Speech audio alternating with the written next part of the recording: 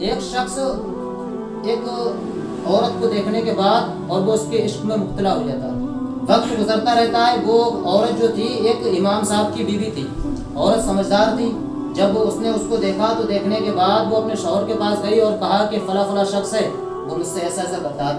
تو امام صاحب نے کہا کہ تم اس سے کچھ مت کہو، بس صرف اس سے اتنی شرط لگا دو کہ 40 دن مسلسل وہ شخص بجماعت نماز ادا کر لے. اس کے بعد اس کی جو مرضی ہے اس کے تحت، کہنا میں تیرا جو تیری مرضی ہے اس کے تحت کام ہوگا.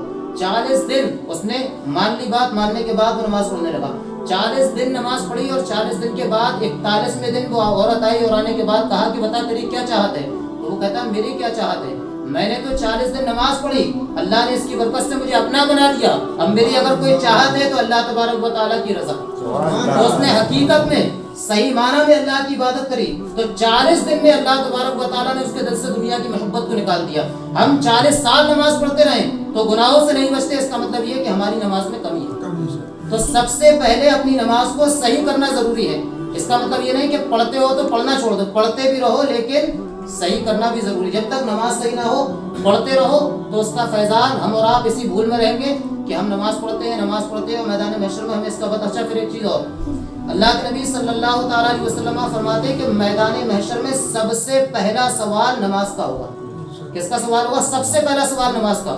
نماز اگر انسان کی مکمل ہے اس کے بعد غوث آدم کی کتنی نیاز دلائی بعد میں نمبر آئے گا. ہم نے غوث آدم کے نام پر اپنی جان کو بھی لٹا دیا، اس کا نمبر پہلے نہیں، پہلے نمبر نماز کا. اور نماز بھی وہ ہوگی میدان محشر میں جو اللہ کی بارگاہ میں قبول ہو، اور جب قبول نہیں تو ظاہر سی بات ہے وہاں ہوں گی نہیں، اور جب ہوں گی نہیں تو ہماری نیازیں بعد میں، ان کا سب کا بعد میں، پہلے سب سے پہلے نماز. تو اللہ کے ولیوں کے نام پر لٹانا یہ بہت بڑی سعادت کی بات ہے، لیکن قبولیت کی مہر تو نماز ہے. قبولیت کی مہر تو نماز ہے، کیونکہ اللہ کے نبی نے جو فرما دیا وہ حق ہے، اور اللہ کے نبی فرماتے ہیں جس کے فرائض مکمل نہیں اس کا کوئی نفل قابل قبول نہیں. اب ہم محفل میلاد سجائیں، جلسے کریں، کتنے ہی پیسے اور کتنی ہی دولت لٹاتے رہیں، لیکن یہ سب کی سب نفل ہے. اور اللہ کے نبی کے فرمان کے مطابق قانون یہی ہے کہ اللہ تبارک و تعالیٰ جس کے فرض پورے نہ ہو اس کے نفل کو قبول نہیں فرماتا. اس سے آپ اپنے معاملات کو سمجھ سکتے ہیں